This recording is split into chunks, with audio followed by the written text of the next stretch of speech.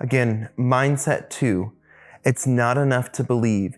You have to be fully convinced you are who he says you are. You have to be fully persuaded. We must accept the fact that we are in a fight for more than circumstances. This is a fight of life and death. Sometimes when the enemy comes to attack you, you have to actually attack him back. Normally the attacks that come to you or to your mind and emotions, their purpose is to separate you from who God is for you. Their purpose is to separate you from how God sees you. The enemy and the lies you have accepted will try to convince you that God is distant. But the truth is, God's placed his Spirit within you. So how can you be separated from him? When I wanted to send that text, God didn't give me anything. He simply reminded me to joyfully attack every negative. He reminded me I needed to worship and praise.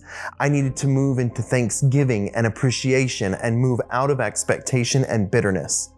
And as I did that, his Spirit rose up from within me, and from that place I could hear him speak. You break out the word instead. Who am I instead of what I'm hearing? How should I view this issue instead of the way I'm currently viewing it? How do I fight the enemy your way instead of the way I'm trying to currently fight him? How do I stand properly in this situation instead of the way I'm standing now? This is the process of shifting your focus and developing new habits and new ways of thinking. This is how you create a new mindset while displacing the old one. This is a way of attacking your circumstances that will allow you to also experience God. The only way for that process to rise up is by giving thanks and rejoicing. You do it by moving into worship. It's finding the secret place in God where you know his heart, mind, and purpose for you. And it's in this place where we hear God speak and we displace all of the lies and the pains with his truth and healing.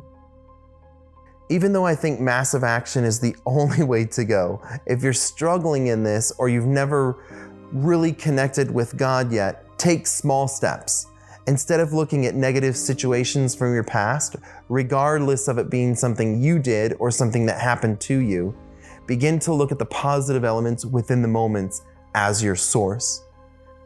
Think of a difficult situation you went through, one in which you made it out of and overcame, and then you say, I am an overcomer. Look at a job you had, or a position or deal you got over somebody else and say, I'm successful. Think of a time you helped someone out that was in need, and then say, I'm compassionate. In fact, I'm a lover of people. You can even begin with even more basic identities, right? Like I am a son, or I'm a daughter, or I'm a grandparent. A good one is I'm above ground and I'm a live human. If you have friends, you can say things like, I'm a friend, or I am a good friend. I like to say, I am a great friend. And then you can take a step further and say, I'm actually very likable. Focus on these true statements and begin to thank God that he made you. Psalm 139 actually talks about how he thinks about you. Go and read that and declare that over yourself. This isn't positive thinking. It's taking the truth of who you are and beginning to speak it out. You're beginning to focus on who you are now, not who you could have been. We're not focused on what we've done or what we haven't done. Remember that when you look at your situation, begin to ask better questions than the why me one. Begin to ask, what can I learn? How can this be made better? How can I use this to propel me forward? Is there a new approach I should take? Or how should I see this situation instead? Then sit and listen for the truth. That truth that is Jesus, he will set you free. This isn't positive thinking. It's attacking every negative with the truth from the truth. Declare who you are and ask better questions with the process of instead.